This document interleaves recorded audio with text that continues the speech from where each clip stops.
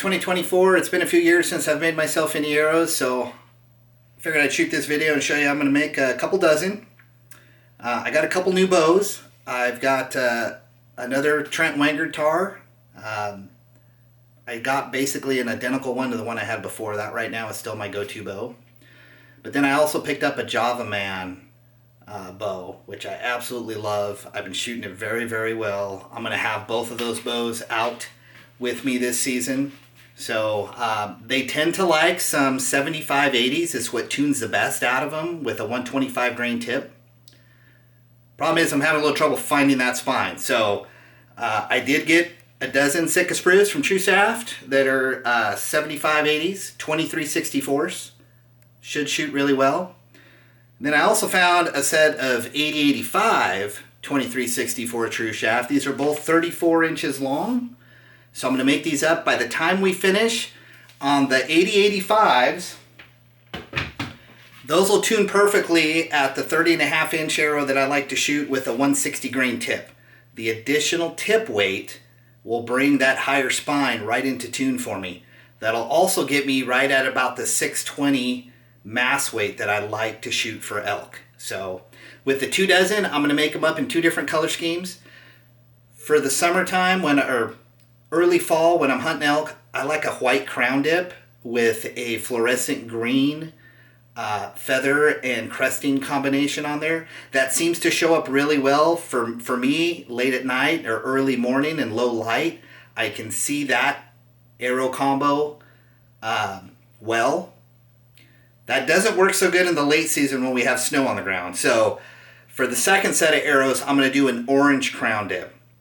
Now the 75-80s, I'll have to shoot that with a 125 grain tip in order to get that to fly right. So they're going to be a little bit lighter. They're going to be 60, or they're going to be about 600 grains by the time I finish them out. Those are the ones I'm going to use in the late season for blacktail. I'm not really worried about penetration on blacktail. Elk for me, that's a big animal. I really want to get an exit hole, so I'm gonna shoot a 160 grain 2-blade head. I'm gonna start shooting some of those Tuskers this year again. If you're on my website there in the gallery or follow my Instagram post, in 2008 I took a 320 bull with a Tusker that broadhead, and that broadhead did awesome. Went right through 2 ribs and the heart. So I'm just gonna kind of shoot the process as I go. I'm not going to talk in this video a whole lot. If you're curious as to the how-to on each step, if you look through my channel, you'll see the how-to videos. Ask a question below. If it's not answered in one of the previous videos, I will try to answer it either right there with text and or shoot another video to clarify the answer for you. So hope you enjoy it. Stay tuned.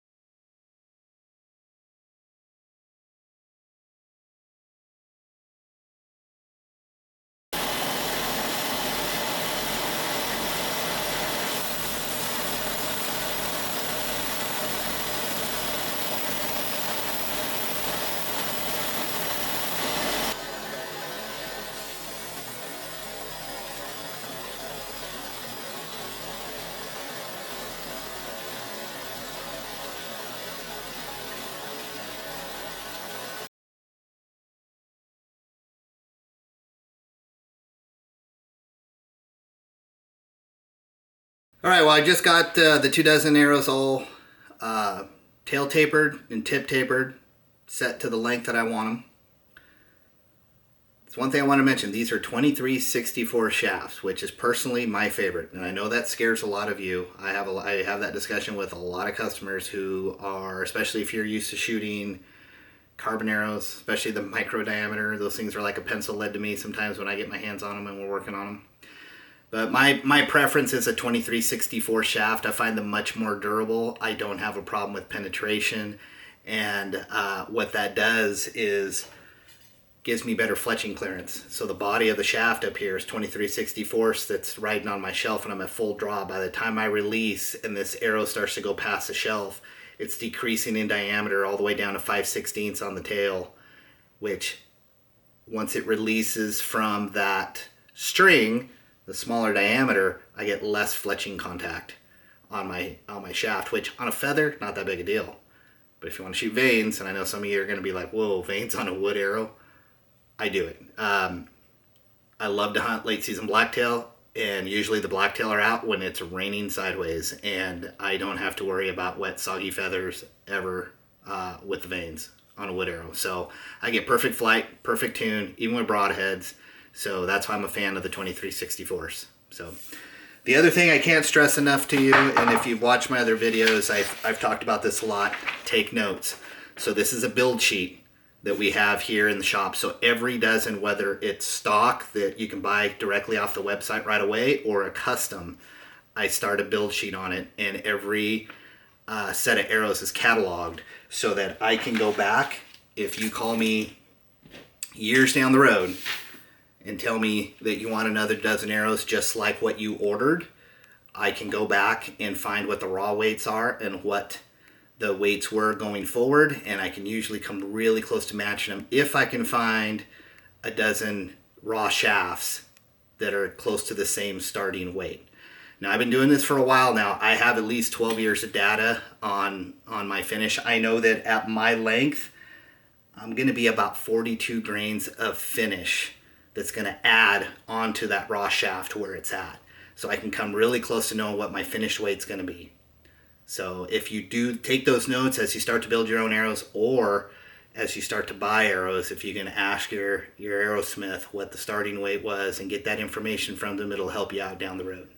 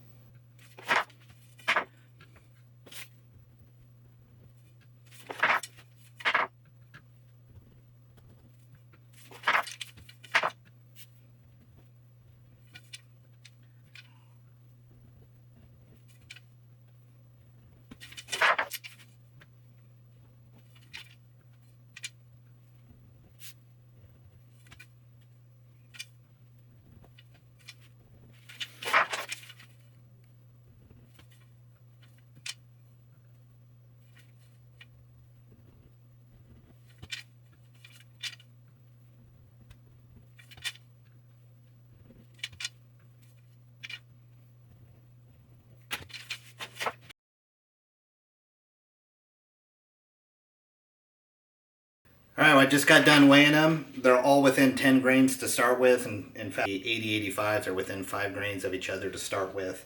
The 75-80s are within 10 grains, so they'll be just fine. And honestly, I'm not that good of a shot, so I think I've shot arrows that are within 20 to 30 grains of each other, and I group just fine. I'm not punching paper, I'm hunting, and I can still get it in the kill zone of any of the 3D targets or shooting grouse or whatever else I'm out doing and stuff. It's really not that big of a deal to me. So next up, I just got to clean sand them. They've got a little dusty and stuff from going in and out of the tubes and then just being back in the storage room. So I'm going to clean sand them real quick, check them for straightness, and we'll start the first dip. Nice thing about dipping in summertime is these things will dry really, really quick. So I'll be able to dip these, and in a few hours I should be able to sand them. Just got to feel them. As long as they've cured up and set, I'll just be able to sand them and go on to the next dip. And again, I like doing 4 dips before I crown dip.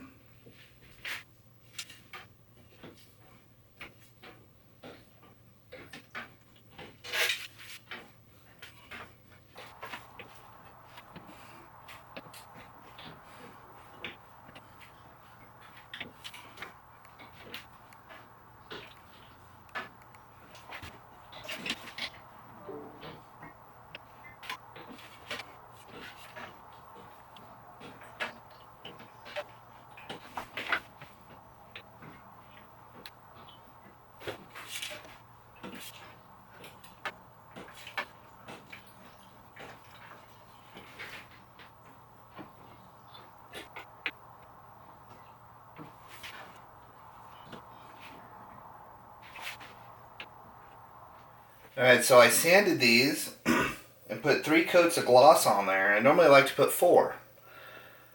But it's salmon season, and I went fishing. I took Owen fishing yesterday, so I didn't get a chance to get my 4th on. But honestly, these feel really good. I like to pick up an arrow and feel a nice smooth finish. I shouldn't feel any grain. I shouldn't feel the raw wood feel, if you will. So I think what I'm going to do is I'm going to crown dip these. I mean, they're mine, so we'll run a test to see what 3 coats of gloss will do before. That I'll probably still end up with the 8 coats afterwards, because after I crown dip and crest, I'll dip them again over the whole thing. I've had really good luck with 8 coats. I have yet to hear a customer come back and say that they're having problems with water getting into the finish, or even in my own here, I don't have, after years of shooting them in targets, the tip holds up well. I don't have any issues with that, so we'll see what happens. But yeah, I'm going to mix up some crown dip. I'm going to go separate these because, again, the 80-85s, I'm going to put a 160 grain tip on there for elk. Those are going to get a white crown dip. The other dozen, I'm probably going to do an orange, because orange will show up well when I'm hunting in the snow in the late season. So the 75-80s will get an orange crown dip.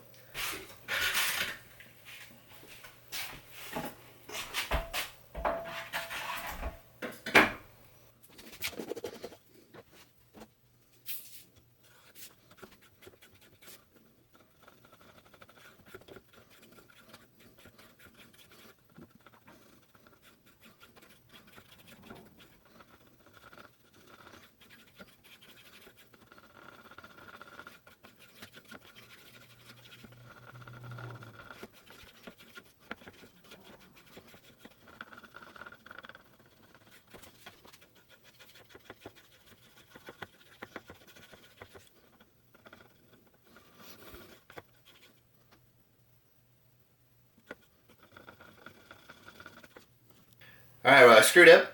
I mixed this up too quick.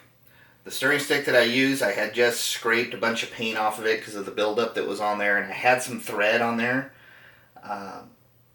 One thing I was playing with, trying to get it faster, because after a while, the pigment or the solids in these will settle, so they're all down at the bottom.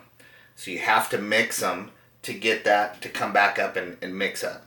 You don't want to shake them because that makes air bubbles, and if you get air bubbles in your finish, when you get it on your arrow, at times they'll fisheye, and you'll see that all over. It makes for its own cool look if you want that look. I've done it, and it looks neat, but not on purpose. So I don't want that on these ones, so I'm going to have to let this sit for a while and let the air bubbles come out on their own on this. Sometimes it takes a couple hours. Sometimes it takes all day. So with it being August and the humidity down, hopefully it won't take as long, but it did rain on us pretty good. We had a pretty good thunder shower come over us last night. We had thunder and lightning most of the night, and it rained pretty good, so everything outside is wet. We'll see what that does. So, one thing on your mixing sticks that I found that does help, like this one, for example, is an old carbon arrow. It has the dip plug in there, and you can see where the dip plug makes that bottom kind of have a bulb on there, and that helps mix and push the finish up. You will get a little drip after a while, a little point on the end. I normally cut that off so that I can get all the way down into the base of the dip tube. The one thing I have been doing lately, which does help, is this is a wood arrow, that a wood shaft that I've thread wrapped the bottom on. So you can see, if you can see that, where the bottom of the shaft has that kind of ball on the end that will form. That helps when you're pushing down in there. It'll bring the finish up, or the solids up, and then so I will run that up and down and stir it, and it will mix them up quicker. And that's all I was trying to do, is get a little speed, because there's times where I have orders that I'm trying to fulfill, and if I can save a little bit of time on this type of process, I can spend that time on the detail work on the backside. So that's why I have so many different mixing sticks. Or sometimes I'll have 4 to 5 different colors of crown dips up here, depending on what the customer wants and or what I want to have up on my wall for stock. So I'm going to mix the orange up next. Hopefully I can be a little more careful not get any air bubbles in that, and dip these. I'm trying to get out of here for another fishing trip with some friends. I'm going to head up to Buoy 10 for 3 days. So I want to get these crown dips so they can dry and cure, so that when I get back on Tuesday, I can crest them. Once the cresting is on, they need to dry for about an hour before I will dip over the top of it. Once I do that, I should be able to fletch them by the end of the week, no problem. So, other thing, being summertime, I normally have the windows open in the shop trying to get air movement, especially in the morning. When you crown dip, I don't like having a whole lot of breeze. I don't put a fan on. I've tried that, trying to get them to dry a little quicker. Sometimes I've found that they will craze, or those air bubbles when they fish eye. You notice that as quick. It's like the finish will skin over, and any imperfections will come out like that. So I normally don't do that. When I'm crown dipping, I close all the windows and I'll close the door. And the vent for the ventilation system is shut down here in the house or the shop, so that it doesn't create air movement. I want them to dry on their own without any wind on them or air movement. I get a much better finish. At least that's just what I've noticed personally. The sealer, I haven't had an issue with sealer. Sealer just dries, and so when I am sealing over the top, things are dry, I will open up the windows, and that makes that process go a lot quicker. So keep that in mind. Let me know if you agree or disagree in the comments below.